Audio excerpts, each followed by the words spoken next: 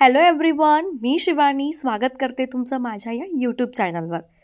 तर गुढीपाडवा का साजरा करतात जाणून घ्या शास्त्र, इतिहास आणि महत्त्व. या व्हिडिओमध्ये मी तुम्हाला याबाबतची संपूर्ण माहिती देणार आहे. त्याआधी तुम्हा सगळ्यांना गुढीपाडव्याच्या आणि मराठी नवीन वर्षाच्या खूप खूप शुभेच्छा. चैत्र शुद्ध प्रतिपदा म्हणजे वसंत ऋतूच्या आगमनाची नांदी.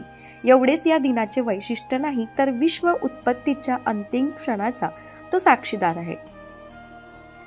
शिशिरातील पानझडीनंतर ऋतुचक्राने हळूवार कूस पालटावी आणि पर्णहीन वृक्षांना नव चैतन्याची चाहूल लागावी. रंगविभोर फुलांनी डवरलेल्या वृक्षांचे पुष्प वैभव न्याहाळताना आंबे माहेराचा हवासा वाटणारा सुगंध यावा नि नव ऋतूच्या स्वागतार्थ कुठेतरी दूर कोकिळीने राग वसंत गावा.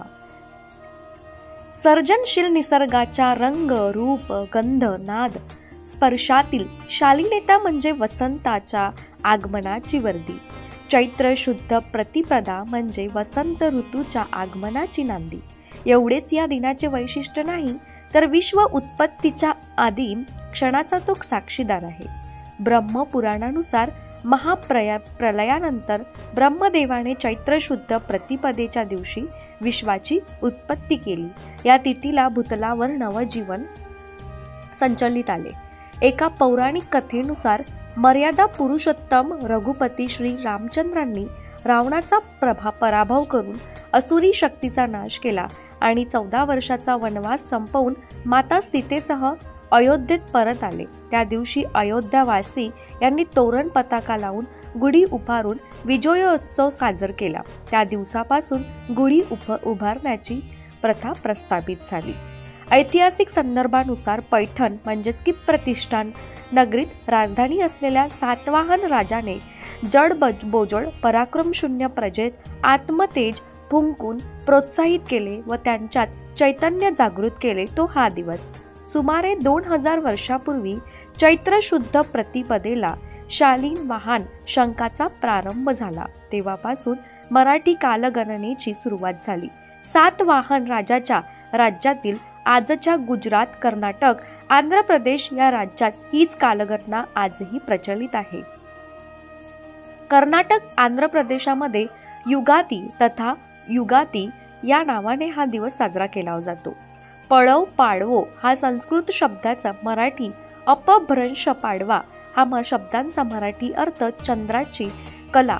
चैत्र शुद्ध प्रतिपदेनंतर चंद्र कलेने वाढतो म्हणून चैत्र शुद्ध प्रतिपदेला चैत्र पाडवा हे गोडस मराठी नामकरण लाभले.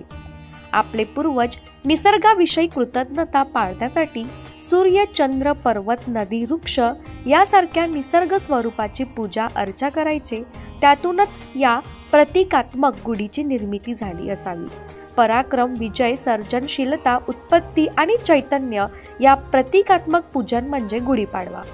साडी व वस्त्र बांधून त्यावर कळस लावून तयार केलेली गुढी वसुंधरेचे प्रतीक असावी.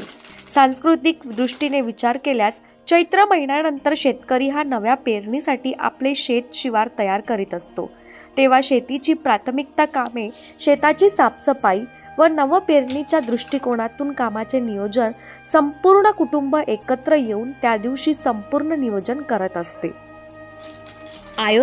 आयुर्वेदाच्या दृष्टिकोनातून पाहिल्यास गुढीपाडव्याच्या दिवशी कडुलिंब, हिंग, गूळ, धने, जिरे, ओवा एकत्र करून तयार केलेल्या जीवन रसाचे सेवन केले जाते. वसंत या वैभव संपन्न ऋतुराज नंतर येणाऱ्या ग्रीष्म ऋतूच्या सोसण्याची शारीरिक क्षमता निर्माण होण्याच्या हेतूने या जीवन रसाचे सेवन केले जाते. काही ठिकाणी गुढीपाडव्याच्या दिवशी सरस्वती मातेचे पूजन केले जाते तर काही ठिकाणी लक्ष्मीचे म्हणजेच की संपत्तीचे पूजन केले जाते. कुठे कुठे व्यवहाराची सुरुवात गुढीपाडव्यापासून केली जाते. असा हा बहुआयामित्वाने नटलेला चैत्र पाडवा एकूण काय तर मानवी जीवनाच्या तळाशी वाहणाऱ्या एका चैतन्य स्रोताचा हा उगम दिन. जीर्ण संपूर्ण अंकुराची रुजवात करणारा हा दिवस, चैतन्याचे प्रतीक असणारा गुढीपाडवा. आज कालानुरूप बदलून गेलेल्या कृतज्ञता व्यक्त करण्यासाठी आपुलकीच्या शुभंकर सुचिन्हाची रांगोळी काढून संकटात सापडलेल्या शेजारी व आप्त स्वयंकियांसाठी मदतीची फुलमाळ वर त्यात शब्दांचा गोडवा देणारे साखरगाठी घालून द्वेष, राग, लोभ यांचे अक्षता वाहून मनामनात माणुसकीची गुढी उभारावी आणि करावा संकल्प. मृतव्रत झालेले समाजभान जागृत करून विकारांवर विचारांचा विजय मिळवून नवयुगाची सुरुवात करणारा शालिवाहनाप्रमाणे खंबीर तेजस्वी नेतृत्व निर्माण करण्याचा.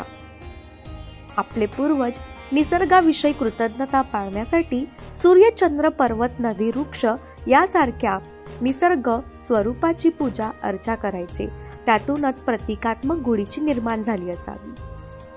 जरी आज अनाकलनीय संकटात सर्व जगभर डल जात असताना आपल्या सामाजिक सांस्कृतिकचा वारसा जपताना अडचणी जात असतील तरी मानवसेवा हीच ईश्वर सेवा.